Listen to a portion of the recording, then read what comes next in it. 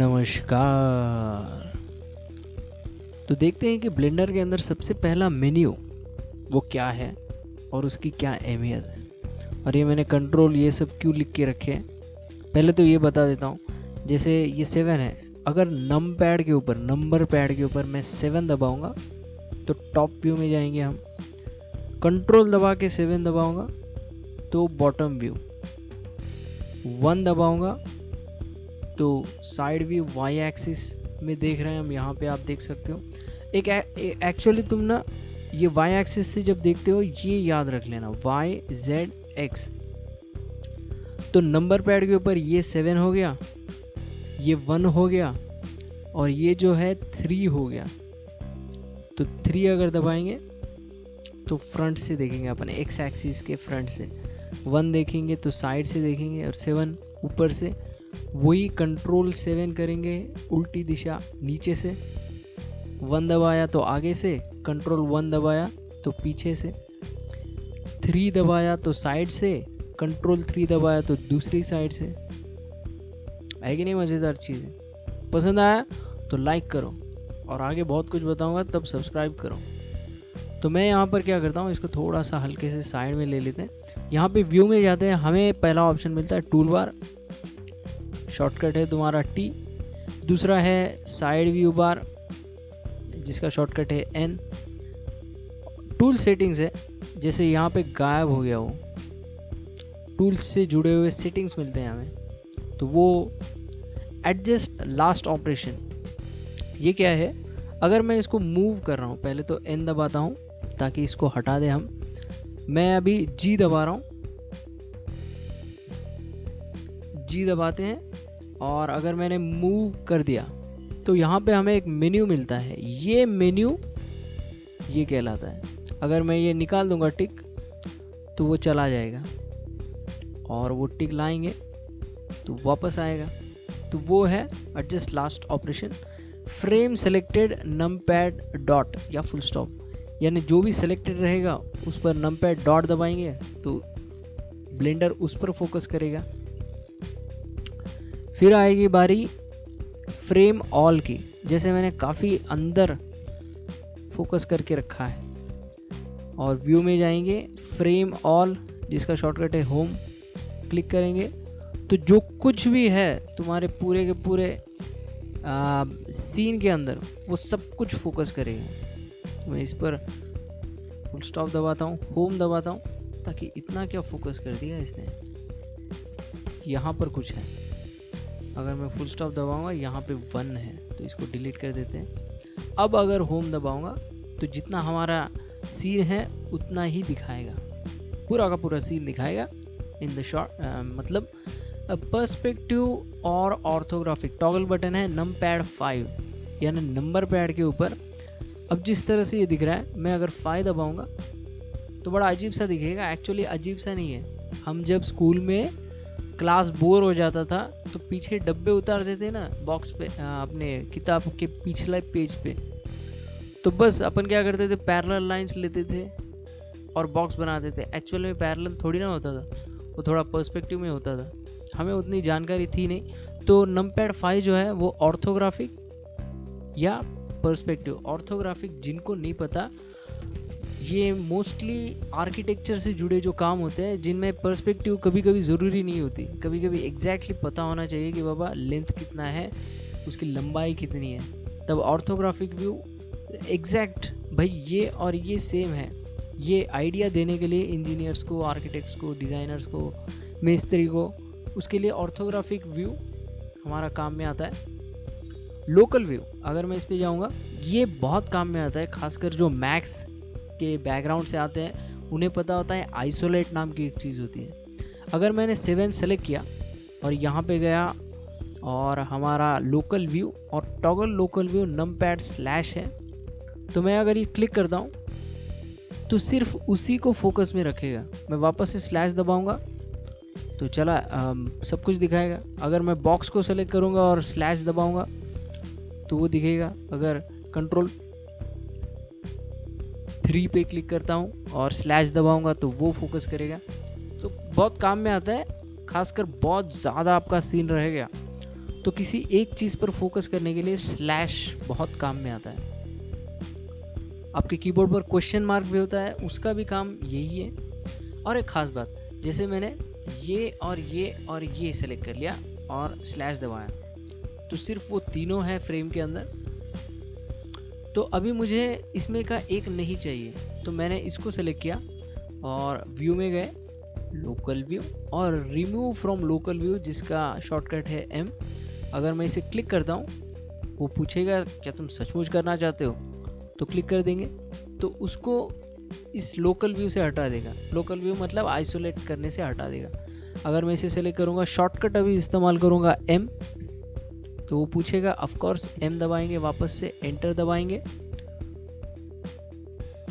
तो आइसोलेट कर दिया उसने। और उससे बाहर आने के लिए वापस से स्लैश दबाएंगे तो सब कुछ दिखना चालू हो जाएगा।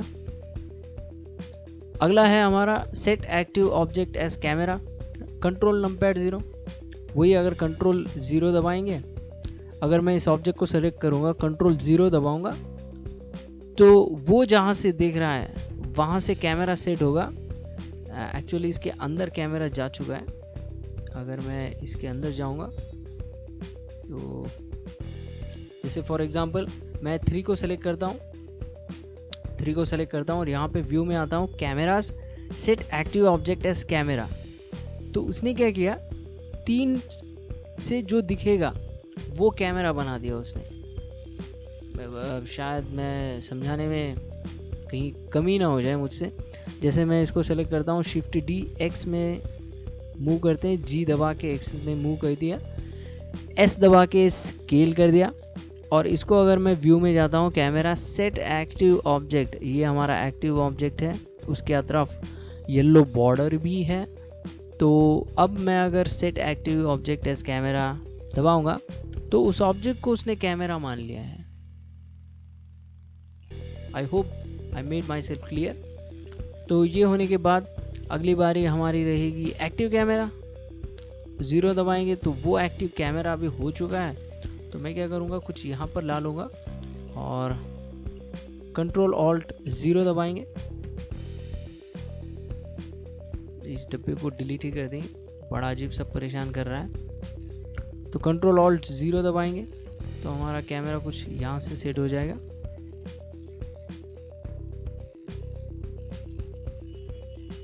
कुछ यहाँ पर लाके सेट करेंगे, कंट्रोल ऑल्ट 0। तो लोकल व्यू में कैमरा में एक्टिव कैमरा अगर दबाएंगे हम, अगर 0 दबाएंगे तो जहाँ हमारा कैमरा है वहाँ से देखना चालू करेंगे व्यू पॉइंट। इसके पहले क्या हुआ था, लकीली जो गलती हो गई, लक है कि गलती हो गई, वो जो बॉक्स था उस बॉक्स को हमने एक्टिव ऑब्जेक्ट को कैमरा की तरफ, उसको ही कैमरा मान लिया, उस ऑब्जेक्ट को ही कैमरा मान लिया। तो जब मैं एक्टिव कैमरा कह रहा था तो वो बॉक्स को पकड़ रहा था और उसके अंदर दिखा रहा था कि भाई यही कैमरा है एक्टिव कैमरा, तुमने इसको एक्टिव किया, मैं यहीं से दिखाऊंगा। ऐसे कुछ हो गया। व्यू पोर्ट के अंदर कैमरा के लिए 0 अभी देख लिया हमने, नंपैड 0। अगर मैंने कुछ यहाँ पर रखा व्यू पॉइंट कैमरा, तो कैमरा के अंदर से देखेंगे। और अभी थोड़ी देर पहले मैंने ये Y पे क्लिक किया और इसको याद रखने को बोला था, नहीं भी याद रखा कोई प्रॉब्लम नहीं, उस पर माउस लेके जाओगे वो खुद बता देगा। यहाँ पर ये 7 है, नंपैड पे भी अगर आप ध्यान दोगे ये 7 है, ये 1 है और ये 3 है, और लॉजिकली रखा है डेवलपर्स ने। You should be thankful for the developers. और खासकर जिनको डेवलपर्स को सपोर्ट करना है, यहाँ पे आपको एक ऑप्शन मिलता है स्प्लैश स्क्रीन, और इस स्प्लैश स्क्रीन में डेवलपमेंट फंड मिलता है। आप चाहो तो वहाँ पे भी फंड कर सकते हो और वो आपका फोल्डर खोल देगा और वहाँ से आप पैसे दे सकते हो, $6 महीने या $12 महीने। और काफ़ी लोग देते हैं, काफ़ी बड़ी कंपनीज भी देते हैं और काफ़ी जाने माने लोग भी देते हैं। तो जो मेरी बात चल रही थी वो चल रही थी ये डेवलपर्स की खासियत की। बाबा उन्होंने जो भी काम किए लॉजिकली रखे हैं।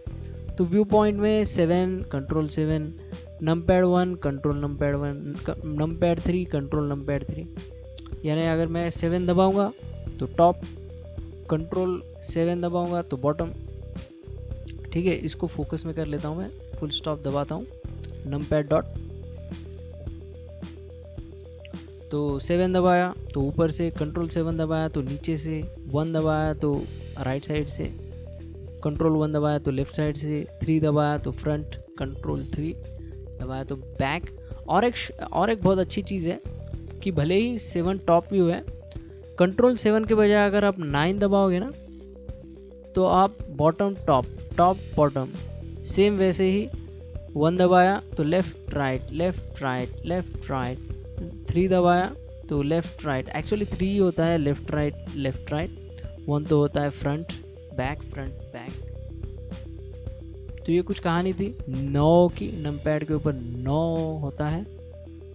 तो वो हो गया। वो होने के बाद ये ये एकदम मज़ेदार चीज़ है, यहाँ पे ध्यान देना कि 4 8 6 2 9 अभी मैंने कहा था ऑर्बिट अपोजिट, हमने उल्टा यानी आगे पीछे ऊपर नीचे वो देखने के लिए।